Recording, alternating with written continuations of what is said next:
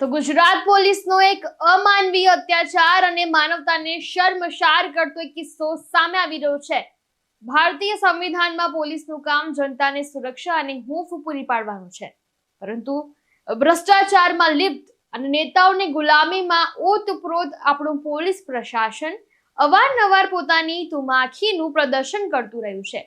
અને એવું પણ નથી, આવા અમુક પોલીસ અધિકારીઓને કારણે આપણા ઈમાનદાર અને કર્મશીલ પોલીસ અધિકારીઓ ઉપર પણ આગળ ચીંધીએ છીએ, પણ આવી અમાનવીય ઘટનાઓને કારણે સમગ્ર પોલીસ પ્રશાસન ઉપર શંકા અને અસુરક્ષા હવે મહેસૂસ થવા લાગી છે। નેતાઓ, અમીરો, કલાકારો, અધિકારીઓ સામે ઢીલી નીતિ અપનાવાતી આપણી આ પોલીસ ગરીબ, લાચાર અને નાના માણસો માટે આટલી ક્રૂર અને નિર્દય કેમ બની જાય છે? બોટાદથી ફરી એકવાર પોલીસ પ્રશાસનને શર્મસાર કરતો કિસ્સો સામે આવ્યો છે, જ્યાં એક સગીર વયના બાળક સાથે પણ માત્ર ચોરીની શંકાને આધારે જ એ હદે ટોર્ચર કરવામાં આવ્યું છે કે એ બાળક આજે કોમામાં છે અને જીવન મરણ વચ્ચે ઝોલા ખાઈ રહ્યો છે।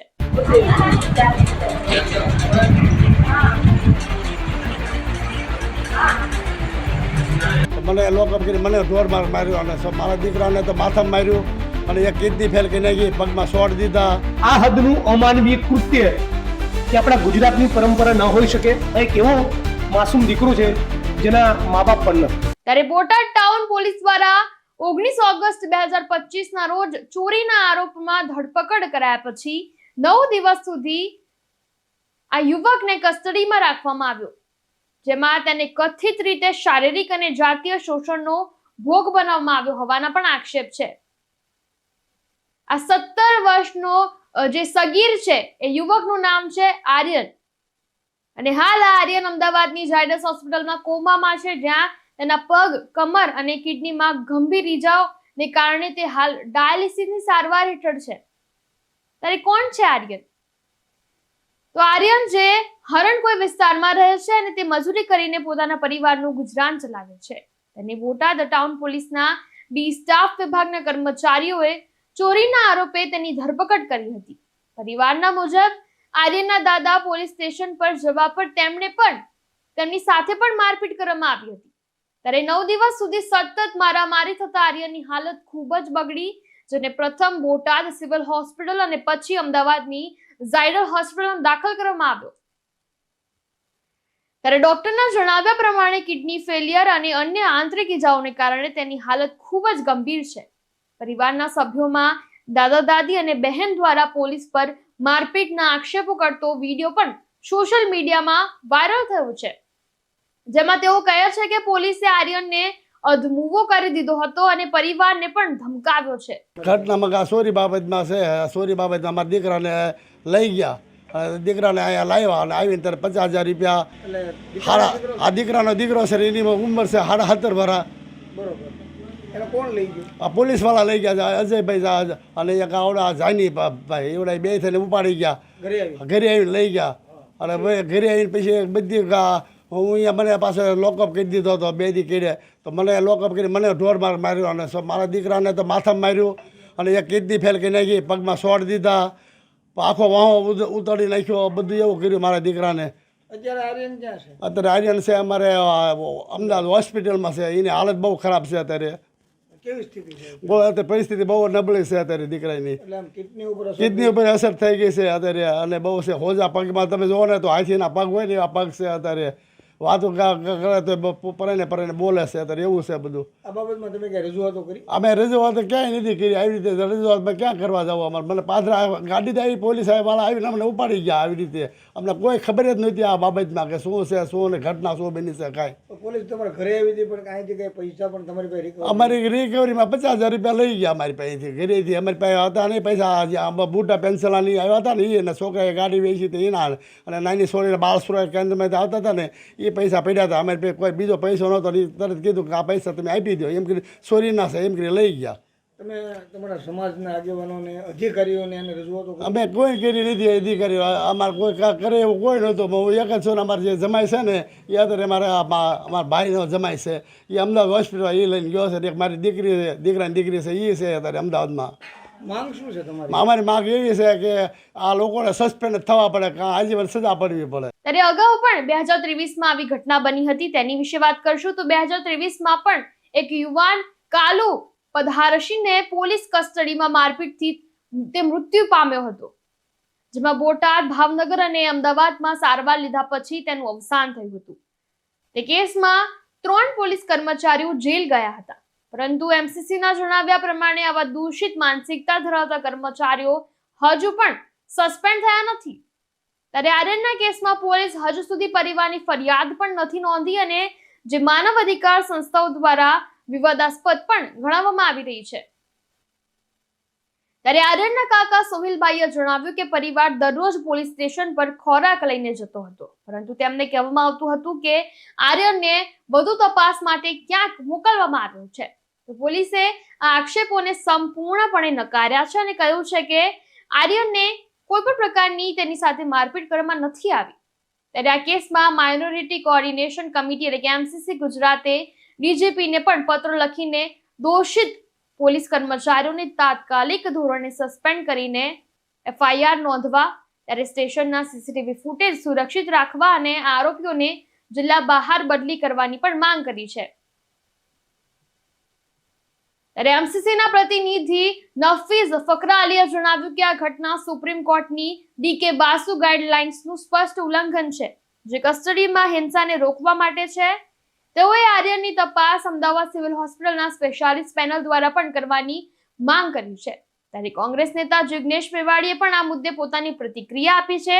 તેઓ શું કહી રહ્યા છે તે પણ સાંભળો. જે માર માર્યો હોય એના ચાઠા, એના દાગ, એના નિશાન, એના ઉજરડા કેવા હોય કે સામાન્ય માણસને પણ સમજાય.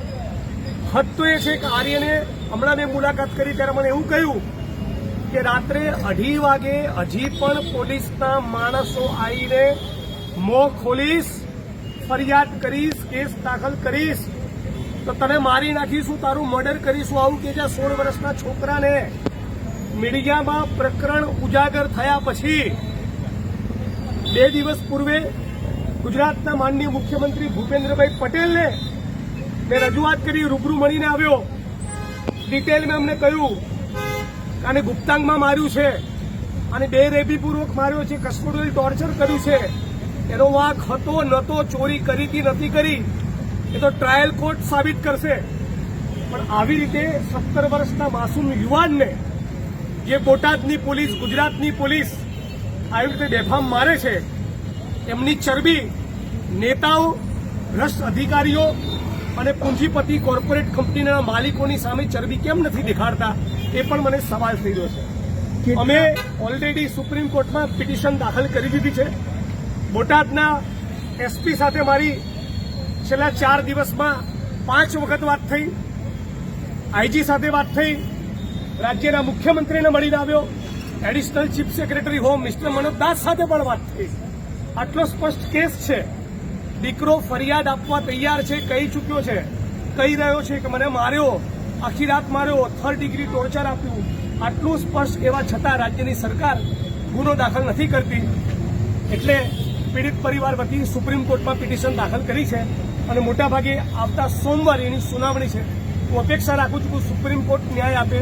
હું ઈચ્છું છું કે સુપ્રીમ કોર્ટના સુપરવિઝન અને મોનિટરિંગ હેઠળ એક એસઆઈટીનું ગઠન થાય અને જે પણ કસૂરવાર પોલીસ કર્મીઓ છે એની સામે એફઆઈઆર નોંધી, સસ્પેન્ડ કરી, જેલના સળિયા પાછળ મોકલી એમના પણ રિમાન્ડ માંગવામાં આવે તો અમને કદાચ ખબર પડે કે ગુજરાતના કે દેશના કોઈ ગરીબ માણસને જે દીકરો અનાથ જેવો છે, અનાથ તો નહીં કહું, એની બહેનો છે, બીજા સગા છે, માફ કરજો, પણ જે દીકરાના મા બાપ નથી એવા દીકરાને આવી રીતે બેફામ જે પોલીસે માર્યો એ પોલીસને આકરી સજા થવી જોઈએ, જેથી ફરી ગુજરાતમાં આવું કોઈ કરવાની, આવા કૃત્યને અંજામ આપવાની કોઈ હિંમત ના કરે. તેના ઘરેથી પણ 50,000 રૂપિયા લઈ જવાની છોકરા કબૂલાત કરી છે, તેના પરિવારવાળાના આક્ષેપ છે કે ઘરે આવીને પણ પોલીસ પૈસા પણ લઈ ગઈ અને ઘરે પણ બિલકુલ. તો પોલીસની સામે આમાં લૂંટનો કેસ દાખલ થવો જોઈએ. એકથી વધારે પોલીસના માણસો જઈને આ કૃત્ય કર્યું હોય તો ક્રિમિનલ કોન્સ્પિરસી કહેવાય. અને અહીંયા મેં ઝાયડસના સત્તાધીશોને પણ કહ્યું કે મોબાઈલ લઈને અંદર ના જતા આવી બધી તમે ચોકસાઈ રાખો છો તો રાત્રે 2 વાગે પોલીસના કોન્સ્ટેબલો ઘૂસીને ધમકી આપે છે ત્યારે તમારી ચોકસાઈ ક્યાં જતી રહી છે? ઝાયડસની ક્રેડિબિલિટી પર પણ સવાલ ઉભો થશે આમાં. આવી કોર્પોરેટ હોસ્પિટલો જે ગરીબ માણસોને અહીંયા એડમિટ કર્યા હોય એના સ્વજનો કે મીડિયાનો કોઈ માણસ બાઇક ના લઈ જાય પીડિતની તો કોઈ વિડીયો બનાવીને લે એની તકેદારીને ધ્યાન રાખે છે. એ ધ્યાન રાખો ને તમારા હોસ્પિટલના પેશન્ટને બોટાદ પોલીસ તો માણસ રાત્રે 2 વાગે આવીને 2:30 વાગે આવીને તારું મર્ડર કરી નાખીશું આવી ધમકી કેમ આપી જાય છે? ત્યારે તમારી સુરક્ષા ક્યાં હોય છે? એટલે ઝાયડસના પંકજ પટેલને પણ હું મીડિયાના માધ્યમથી કહેવા માંગુ છું તો અહીંયા તમે કડક સૂચના આપો અને આની પણ ઇન્વેસ્ટિગેશન કરાવો કે આટલો બધો છોકરાને માર્યો છે, કસ્ટોડિયલ ટોર્ચરનો ભોગ બન્યો છે તો ઝાયડસના MLC રિપોર્ટમાં જંતુ કરડ્યું આવો બનાવટી દસ્તાવેજ કેમ ક્રિએટ કરવામાં આવ્યો? જિગ્નેશભાઈ, આમ સગીર બાળક છે તો જુવેનાઇલ બાબતે એના ઉપર કાર્યવાહી થાય અને બિલકુલ. કાયદાના એના તો જ્યુવેનાઇલ એક્ટથી લઈને લાગુ પડતી તમામ કલમો હેઠળ ગુનો દાખલ થવો જોઈએ. આજે ઘટનાના આટલા બધા દિવસ થયા, સતત મીડિયા મુદ્દે ઉપાડી રહ્યું છું, હું બોલી રહ્યો છું. CMને મળીને આવ્યો, રાજ્યના એડિશનલ ચીફ સેક્રેટરી હોમ સાથે વાત કરી. એના પછી બોટાદ પોલીસે નહીં રાહ જુએ છે, કોલોડીમાં ગોળ ભાગવો છે, પોલીસવાળાઓને બચાવવા છે, એ નહીં થવા દઈએ. હજી સુધી ગુનો નોંધાયો હજી સુધી ગુનો નોંધાયો નથી ને ધરપકડ પણ કરી નથી. SP કે છે તપાસ સોંપી દીધી તો તપાસ તો સોંપવી જ પડે ને. તપાસ સોંપવાની વાત નથી, FIR કરો ને. કોગ્નિઝેબલ ઓફેન્સ ડિસ્ક્લોઝ થતો હોય એટલે સુપ્રીમ કોર્ટની ગાઈડલાઈન પ્રમાણે FIR ઇઝ અ મસ્ટ. ગુનો દાખલ કરવો જ પડે, ફરજિયાત છે. બોટાદ પોલીસ ગુનો દાખલ કરીને ઉપકાર નહીં કરે, એમની બંધારણની ફરજ છે, એમની જવાબદારી છે. ગુનો દાખલ કરીને તાબડતોબ ધરપકડ કરે અને દાખલો બેસાડે કે ફરી આપણા ગુજરાતમાં કોઈ આર્યન સાથે આવી ઘટના ન બને. રાજ્યસભા એવું પણ જોવા મળ્યું છે કે આ હોસ્પિટલનું બિલ પણ જાય આજે મોડાસા પોલીસ ભરી રહી છે તો તેના હા, બોટાદ પોલીસ કેમ આનું બિલ ભરી રહી છે? ચોરકી દાઢીને તિનકા એમણે ખોટું કર્યું છે એટલે પાપ છુપાવવા માટે ધંધા કરી રહ્યા છે. કદાચ આવું કરીને પીડિત પરિવારની સહાનુભૂતિ જીતવા માંગતા હોય. અને એ જ બે પોલીસ કર્મીઓને ચોકીદારીમાં રાખ્યા હતા જેમને હા, માર માર્યો છે. જે મારનારા પોલીસ કર્મીઓ છે એમને અહીંયા ચોકીદારીમાં મૂક્યા છે. કદાચ એ ધમકી આપવાની વાત આર્યને કરી કે રાત્રે 2-2:30 વાગે આવીને પોલીસનો કોન્સ્ટેબલ ધમકી આપી ગયો તો પોલીસ ફરિયાદ કરીશ તો તારું મર્ડર કરી નાખીશું, તારે છોડીશું નહીં. આ ફરિયાદ આપનારો માણસ, આ ફરિયાદ જે આર્યને કરી જે પોલીસ કર્મીની વિરુદ્ધમાં, એ કદાચ આ લોકો જ હશે.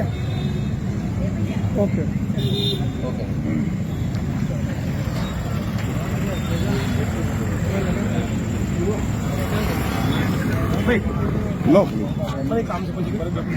તો આ ઘટના ગુજરાતમાં કસ્ટડિયલ વાયોલન્સની વ્યવસ્થિત સમસ્યાને ઉજાગર કરે છે, જ્યાં માઇનોરિટી સમુદાયના લોકો પર વધુ ધ્યાન કેન્દ્રિત થવાના આક્ષેપો છે. MCCએ જણાવ્યું કે ન્યાય સૌને સમાન દ્રષ્ટિએ જુએ છે અને તાત્કાલિક કાર્યવાહીની પણ માંગ કરી છે. તો આર્યનની હાલત પર નજર રાખવામાં આવી રહી છે હાલ, અને આ કેસમાં તપાસની પણ હવે આગળ અપેક્ષા છે. ત્યારે ગઈકાલે આ ઘટના અંગે બોટાદ ધારાસભ્ય શ્રી ઉમેશ મકવાણા દ્વારા બોટાદમાં સગીર વયના બાળક આર્યન મુલતાનીને બોટાદ પોલીસ દ્વારા ખોટા આરોપ લગાવી જે ઢોર માર મારવામાં આવ્યો છે તેની મુખ્યમંત્રીને પણ લેખિત રજૂઆત કરવામાં આવી હતી. ત્યારે આ રજૂઆતમાં તેમણે જણાવ્યું કે આ ઘટનામાં જવાબદાર પોલીસ કર્મીઓ પર ગુનો દાખલ કરીને તેમના વિરુદ્ધમાં કડકમાં કડક કાર્યવાહી કરવામાં આવી જોઈએ અને આર્યન મુલતાનીનો સારવારનો સંપૂર્ણ ખર્ચ ગુજરાત સરકાર દ્વારા ચૂકવવામાં આવશે. ત્યારે બોટાદ ધારાસભ્ય શ્રી ઉમેશ મકવાણા, મુસ્લિમ સમાજના આગેવાન અમદાવાદના ધારાસભ્ય શ્રી ઇમરાન ખેડાવાલા, પૂર્વ ધારાસભ્ય શ્રી ગયાસુદ્દીન શેખે અમદાવાદની ઝાયડસ હોસ્પિટલની મુલાકાત લીધી હતી. ત્યારે આજે આ ઘટનામાં જે પરિણામ આવ્યું છે કે તંત્ર એક્શન મોડમાં જોવા મળ્યું અને જે પોલીસ કર્મીઓ હતા તેમના સામે ફરિયાદ નોંધાઈ છે. ત્યારે કઈ કલમો હેઠળ અને કોની સામે ફરિયાદ નોંધવામાં આવી છે તે પણ તમે જોઈ લો. આ જે ફરિયાદ છે તેની વિગત મુજબ ગત તારીખ 19/8ના રોજ રાત્રે 2 ઈસમો દ્વારા આ જે સગીર છે તેને બોટાદ RTO પાસે મિલિટરી રોડ ખાતે લઈ જવામાં આવેલો હતો અને ત્યાં તેણે ચોરી કરી છે તેમ કહી અને પોલીસને બોલાવવામાં આવેલી હતી, જેમાં પોલીસ કર્મચારીએ જગ્યા ઉપર જઈ અને ત્યારબાદ આ સગીરને પોલીસ સ્ટેશન ખાતે લઈ આવેલા હતા અને ફરિયાદની હકીકત મુજબ ત્યારબાદ તેને ડી સ્ટાફની ઓફિસમાં લઈ જઈ અને મારવામાં આવ્યો હોય તેવી હકીકત ફરિયાદમાં જણાવવામાં આવેલ છે. આ બનાવની ગંભીરતા ધ્યાને આવતા તરત જ બોટાદ પોલીસ અધિક્ષક દ્વારા આ સગીરને કયા કારણોસર પોલીસ સ્ટેશન લવાયેલ છે તે અંગે ઇન્ક્વાયરી આપવામાં આવી હતી અને ખૂબ ગંભીરતાથી તપાસ કરવામાં આવી હતી, જેમાં ભોગ બનનાર પોતે સગીર વયનો હોવાથી તાત્કાલિક તેનું પોતે આપેલી મેડિકલ હિસ્ટ્રી મુજબ નિવેદન પણ નોંધવામાં આવ્યું હતું અને આ નિવેદનમાં પ્રથમ જે સ્ટેટમેન્ટ છે તેમાં પોલીસની સારવાર વિશે કે અન્ય કોઈ બાબતે આ સગીર દ્વારા કોઈ આક્ષેપો કરવામાં આવેલ ન હતા. ત્યારબાદ આ સગીર દ્વારા પોલીસ વિરુદ્ધ આક્ષેપો કરવામાં આવતા હોય આ બનાવમાં સંપૂર્ણપણે સત્યતાથી તપાસ થાય તે હેતુસર બોટાદ પોલીસ દ્વારા ફરિયાદ દાખલ કરવામાં આવી છે, જે તેની વાલીની હાજરીમાં દાખલ કરવામાં આવી છે. જેમાં BNSની વિવિધ કલમો જેમ કે BNSની કલમ 120(1), 127(8) તથા જુવેનાઇલ જસ્ટિસ એક્ટની કલમ 75, જેમાં જુવેનાઇલ હોવાથી તથા ગેરકાયદેસર રીતે કસ્ટડીમાં રાખવા બાબતે અને મારવા બાબતેની તમામ કલમો હેઠળ ગંભીર ગુનો દાખલ કરવામાં આવ્યો છે. અને તેમાં હાલમાં કાયદેસરની કાર્યવાહી છે તે બોટાદ પોલીસ દ્વારા કરવામાં આવી રહી છે, જેમાં બોટાદ પોલીસ દ્વારા હોસ્પિટલ ખાતેથી મેડિકલ સર્ટિફિકેટ અને અન્ય જે સારવારની હિસ્ટ્રી છે તે મેળવવામાં આવી છે. આરોપીમાં કોના વિરુદ્ધ ગુનો દાખલ થયો? આ જે ફરિયાદ છે તે બોટાદ ટાઉન પોલીસ સ્ટેશનના જે કર્મચારીઓ છે તેમના વિરુદ્ધ દાખલ થઈ છે, જેમાં કૌશિકભાઈ જાની, અજયભાઈ રોગેશ, કુલદીપસિંહ અને અન્ય એક ઈસમ છે તેમના વિરુદ્ધમાં આ ફરિયાદ છે તે આપવામાં આવી છે, જેની તપાસ નાયબ પોલીસ અધિક્ષક શ્રી કક્ષાના વ્યક્તિના સુપરવિઝન હેઠળ ચાલી રહી છે. ખાસ કરીને આરોપીની અટકાયત કરવામાં આવી છે કે બાકી છે? આમાં હાલમાં કાયદાની વિવિધ કલમો હેઠળની જોગવાઈઓ મુજબ કાયદેસરની કાર્યવાહી છે તેની પ્રક્રિયા ચાલુ છે. ત્યારે હવે આવા નિર્દય, ક્રૂર અને સંવિધાનની મર્યાદા તોડતા અધિકારીઓની તટસ્થ તપાસ થવી જોઈએ અને કડકમાં કડક સજા પણ થવી જોઈએ, જેથી બીજા અધિકારીઓ ઉપર પણ આ દાખલો બેસે અને સરકાર અને સંવિધાન દ્વારા નક્કી કરાયેલી ફરજો ઉપર તે ઈમાનદારી સાથે પોતાની ફરજ અદા કરે.